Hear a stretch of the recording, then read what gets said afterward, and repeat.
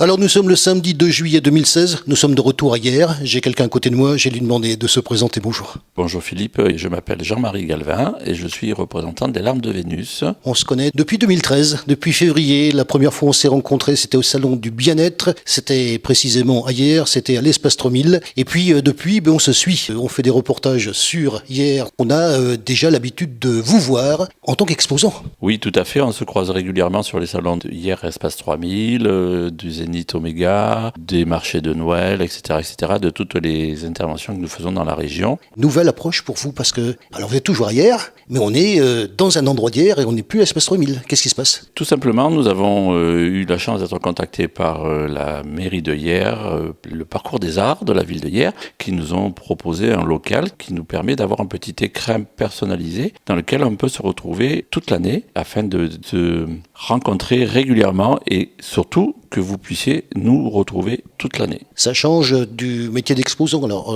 on va bien sûr en parler dans quelques instants, mais là, on est dans une petite boutique qui est très très chouette d'ailleurs. Elle est ouverte depuis quand ? Nous avons ouvert depuis ce 1er avril, inauguré par Monsieur Girand, notre maire de la commune.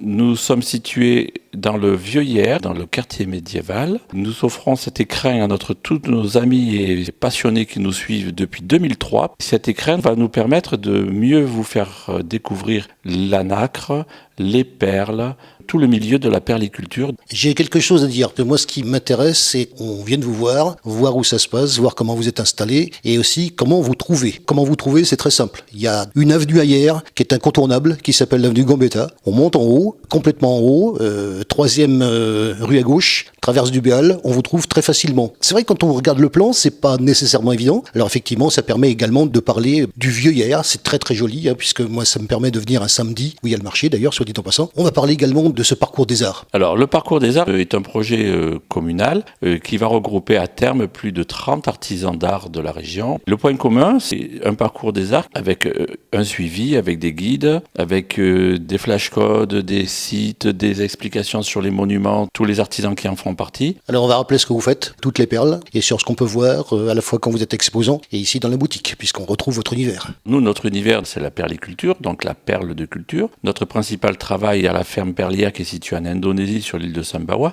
Notre travail, c'est donc de faire de la perle de couleur. Pour avoir de la perle de haut de gamme, nous incluons un nucléus de nacre qui fait un tout petit millimètre sur toutes nos perles, ce qui fait que nos perles sont pleines nacre. Après l'incidence du milieu ambiant, nous avons un grand lagon qui fait 250 hectares, ça représente à peu près la baie de la ville de Toulon. Dans ces 250 hectares, vous avez une rivière qui s'appelle le Mabac qui se jette dans ce lagon. On joue sur le degré de salinité entre donc ce mélange d'eau douce et d'eau salée. On joue sur la profondeur, on joue sur la température ambiante, la température de l'eau. Après, on fait de nos analyses minéralogiques sur tout l'ensemble des emplacements sur lesquels sont nos radeaux. En fonction de ces résultats minéralogiques, on sait qu'on va avoir des dominantes de ferrite, de soufre, de chrome, de chromatique, d'azurite.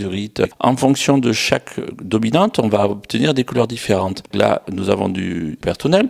Ces personnes-là, on va les faire bosser et ils nous changent les radeaux de place pour essayer d'obtenir les couleurs que nous souhaitons obtenir. Tout en ayant quand même à la clé, à la fin, une surprise parce qu'on n'a jamais totalement la couleur désirée. Et c'est là qu'on fait des rencontres merveilleuses avec des pourpres, avec des bleus azurites, des bleus ciel, des bleus foncés, du métallisé argenté, de couleur or, couleur pépite d'or, couleur bronze. Enfin, on a vraiment toutes les couleurs qui peuvent exister dans la chromatique de la vie. Tout ça grâce à notre animal que nous utilisons qui s'appelle la Pintadana maxima, qui est une nacre perlière la plus grande du monde. Il faut quand même le souligner, puisqu'à l'âge adulte, elle arrive à peu près à 40-45 cm. Elle vit jusqu'à l'âge de 17 ans, 18 ans. Et nous, au niveau de la greffe, nous faisons nos greffes à partir de l'âge de 2 ans jusqu'à l'âge de 12-13 ans, où là, on fait les dernières greffes. Il y a quelqu'un sur place là-bas, qu'on a déjà vu ici, à la Baratonne en particulier. En souvenir de la Baratonne, on peut en reparler. Effectivement, nous avions eu la chance d'avoir notre ami Alain Baudoir, qui est de Saint-Mandrier au départ, puisque c'est un pur Varois, qui a créé cette ferme dans les années 95-97, où on avait eu une belle interview de ta part, d'ailleurs, Philippe, à l'époque. Alain Baudoir, et c'est lui qui a créé cette ferme perlière et continue à promouvoir, à travailler au sein de cette ferme régulièrement là-bas, et qui est, en général, quand il est là-bas, on est ici, sauf de temps en temps, exceptionnellement, où on réussit à se retrouver tous ensemble, comme en ce moment où on a la chance d'être tous ici actuellement, et ce qui va nous permettre d'ailleurs de pouvoir se rencontrer pour notre inauguration officielle de ce local hier, le 22 juillet à partir de 18h, nous faisons donc l'inauguration de cet écrin. C'est un lieu de découverte, tout simplement. Justement, il y a aussi le fait de vous découvrir, d'avoir des occasions pour le faire. Moi, je tiens à remercier quelqu'un. Je fais les salons assez régulièrement. Je fais les siens. Donc, une petite pensée pour François Sergio, que j'ai pu interviewer. Je le remercie d'ailleurs pour l'accueil, pour ce qu'on peut faire dans ce salon. Et puis, vous découvrir, parce que c'est, de ma part, c'est un investissement. Il faut aimer voir les gens, les rencontrer, parler avec eux. Et c'est comme ça que nous nous sommes un jour rencontrés. Et puis, qu'on a suivi un petit peu cette relation. Et puis, qu'on vous découvre. Et justement, moi, ce qui me frappe, c'est quand vous êtes exposant dans un salon comme celui-là, vu de l'intérieur, comment ça se passe quand on est exposant? C'est totalement différent. Une exposition comme nous partageons fréquemment donc avec Monsieur Sergio, dont au passage je remercie beaucoup de ces invitations que nous avons de sa part et des rencontres qu'il nous a fait faire, parce qu'on a rencontré énormément de monde, dont en particulier la tienne, grâce à lui, grâce à ces salons, que ce soit le chocolat, la gastronomie ou le bien-être. Je le remercie au passage. L'intérêt des salons, c'est de faire découvrir dans un premier temps l'existence d'un domaine que peu de gens connaissent, à savoir donc dans la perliculture. Déjà, c'est un domaine qui est très particulier. En plus, la particularité, nous, encore une fois, c'est à faire des perles de couleur. On est habitué à voir des perles de noir, des perles blanches, des perles un peu rosées, mais on n'est pas habitué à voir toute la gamme chromatique que nous avons exposée maintenant. L'intérêt de ces expositions en extérieur, c'est de faire découvrir, d'une part, de se faire connaître beaucoup. Il y a aussi le fait que on voit des gens qui vous connaissent, le plaisir de les revoir aussi. Pour nous, c'est une forme de rendez-vous annuel, 2-3 jours à tel endroit, 2-3 jours à tel autre endroit, et de retrouver effectivement tous nos fans qui nous suivent depuis 2003, tous les nouveaux, tous les anciens, tous les fidèles. On fait de nouvelles connaissances dans tous ces salons. Et il y a une phrase que l'on a adoptée un petit peu dans notre doctrine, c'est que l'ami de demain, c'est l'inconnu de la veille, tout simplement. Toutes ces rencontres sont dues au hasard, parce que finalement, on a le hasard de rentrer dans un salon pour goûter un chocolat, et puis on a le hasard de voir des perles et de discuter, de faire connaissance, de faire découvrir. On se revoit une fois, 2 fois, 3 fois, et puis après, ces personnes deviennent souvent des amis, des relations, des clients, bien entendu. Mais c'est comme ça qu'on est connu depuis pas mal d'années. Et cet écrin que nous ouvrons va nous permettre justement à toutes ces personnes qui nous connaissent de savoir où nous retrouver. Parce que à Noël, quand on nous dit « moi, j'aimerais vous voir à Pâques », mais à Pâques, non, à Pâques, je ne sais pas où je vais être. Là, maintenant, tout le monde va savoir qu'il peut se retrouver à l'année dans cet emplacement.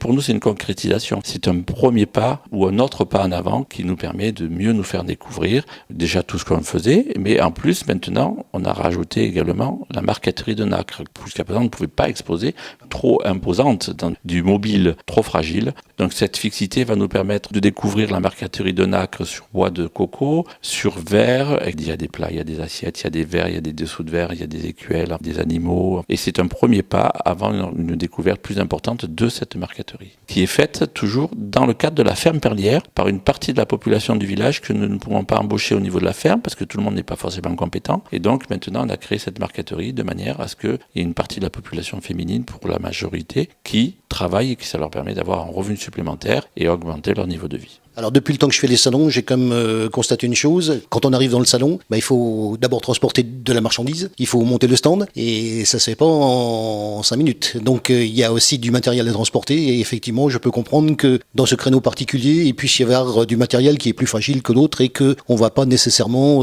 amener sur le salon, et donc la boutique peut être justement un complément très intéressant. Tout à fait, c'est un lieu de découverte complémentaire finalement, puisque en réalité dans un salon, tout ce qu'on a pu montrer, on va montrer peut-être, je dis des bêtises, mais on va montrer 10 colliers alors qu'on en a 50, quoi. C'est ça, toute la différence, elle est là. Et c'est ce qui nous permet maintenant d'avoir ça avec ce lieu, de pouvoir vraiment montrer beaucoup plus de choses d'une part, et qui permettent également, dans ce second plan qu'on n'a pas encore parlé, qu'au niveau de tout ce qui est montage des perles, puisque moi quand je ramène les perles, je les ramène, je dirais, en ligne de bijouterie, et après il y a la confection de tout cela. Tout cela se fait, là il y a une petite partie atelier qui n'est pas forcément très visible parce qu'on n'a pas besoin de beaucoup de place, mais tous ces montages, maintenant, je peux me permettre de commencer à m'exprimer au niveau des montages et à faire beaucoup plus de choses et à créer des choses que quand je suis en salon, je ne peux pas me permettre de faire. Alors que là, maintenant, je vais pouvoir augmenter cela.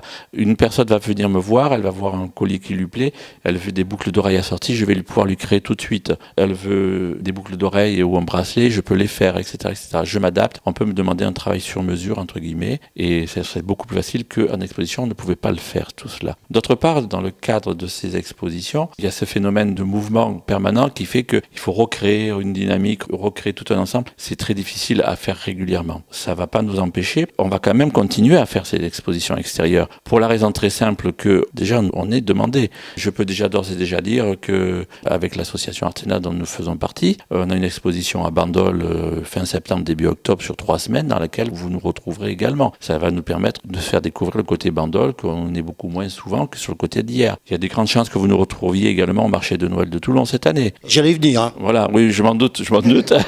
Mais nous sommes fidèles à la ville de Toulon parce que c'est quand même... J'allais venir aussi. C'est notre berceau au départ. Alain Baudouard, donc le créateur de la ferme, est de Saint-Mandrier. Moi, personnellement, je suis de Toulon. Veline, qui fait le triumvirat, est de Sifour. C'est notre base. Nous sommes à Hyères-les-Palmiers. On visite dans le quartier historique de Hyères, voir comment vous êtes installés. Alors bien sûr, j'allais faire la transition, c'était normal, puisque moi je vous ai connu à Hyères. Et bien sûr, on vous retrouve également à Toulon, notamment sur des manifestations style marché de Noël. Et bien sûr, j'allais tout naturellement y venir, puisque ça fait, je crois, la 2e année. On a déjà fait 2 ans, oui. Et j'allais donc parler d'un autre organisateur, vous le connaissez aussi bien que moi, il s'appelle Jérôme Navarro. J'ai bien sûr une pensée pour lui, parce que si on vous rencontre aujourd'hui à Hyères, on vous rencontre aussi à Toulon, et on rencontre également, j'ai parlé de François Sergio il y a quelques instants, je parle bien sûr de Jérôme Navarro, et je l'ai rencontré justement au Faron, et je lui ai posé la question de savoir quelle était sa casquette en tant qu'organisateur. Justement, vous êtes exposant avec lui, et je vais vous poser la question, Jérôme Navarro en tant qu'organisateur,